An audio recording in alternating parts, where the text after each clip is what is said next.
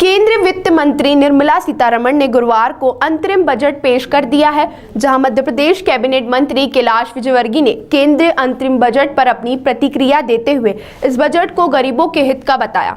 Cabinet मंत्री कैलाश विजयवर्गीय ने कहा है कि प्रधानमंत्री का फोकस गरीब कल्याण, महिला सशक्तिकरण, युवा और किसान, इन चारों वर्गों को इस बजट ने प्रभावित किया है। विजयवर्गीय ने कहा कि गरीब, किसान, युवा या महिला सशक्तिकरण की बात करें तो इस बजट में चारों को प्रभावित किया है।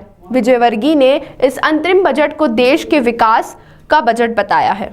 कैलाश विजयवर्गीय ने कहा कि देश के प्रधानमंत्री नरेंद्र मोदी ने राम मंदिर प्राण प्रतिष्ठा के समय कहा कि हमें अभी से 1000 साल के बाद के देश के बारे में भी सोचना है, और इस बजट में आप देखेंगे कि 2047 जब भारत की आज़ादी की शताब्दी पूरी होगी, उस वक्त का बजट बनाया है। कुल मिलाकर केंद्रीय अंतिम बजट को कैबिनेट मंत्री कैलाश विजयवर्गीय ने दूरगामी बजट बताते हुए कहा कि इस बजट में गरीब वर्ग के लिए बड़ा प्रावधान किया गया है।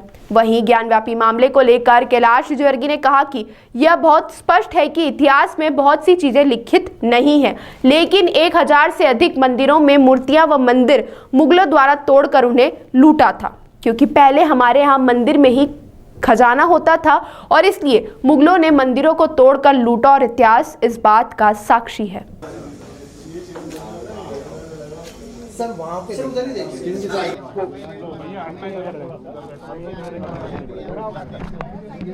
देखिए, प्रधानमंत्री जी का फोकस है वो गरीब कल्याण पर है, महिला सशक्तिकरण पर है, युवा सशक्तिकरण पर है और किसान, ये चार वर्ग को इस बजट ने एकदम प्रभावित किया है। चाहे किसानों की बात करें हम, चाहे युवाओं की बात करें हम, चाहे महिला सशक्तिकरण की बात करें हम, तो और गरीब कल्याण, तो कुल मिलाकर ये बजट देश के विकास का बजट है। और जैसा प्रधानमंत्री जी ने कहा जब राम मंदिर के प्राण प्रतिष्ठा के दिन कि हमें 1000 साल के बाद के देश के बारे में भी सोचना है अभी से, तो ये बजट में आप देखेंगे कि 2047 जब शताब्दी पूरी होगी हमारी स्वतंत्रता की, उस वक्त का ध्यान रखते हुए बजट बना है।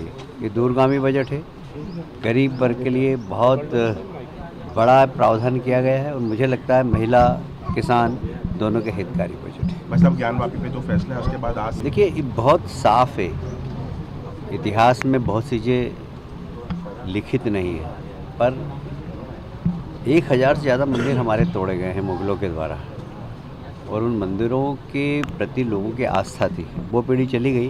पर अब समझ में आ रहा है कि इन मंदिरों को तोड़ा गया था, इन मंदिरों को लूटा गया था, क्योंकि पहले हमारे यहाँ मंदिर में ही खजाना होता था और इसलिए उनको मंदिर को तोड़ा भी गया और लूटा भी गया है, और ये इतिहास इस बात का साक्षी है।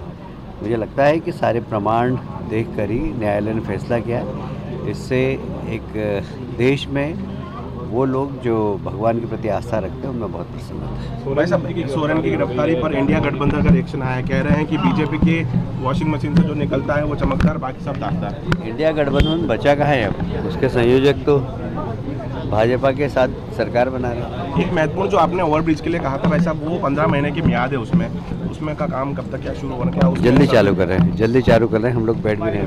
ठीक है, थैंक यू।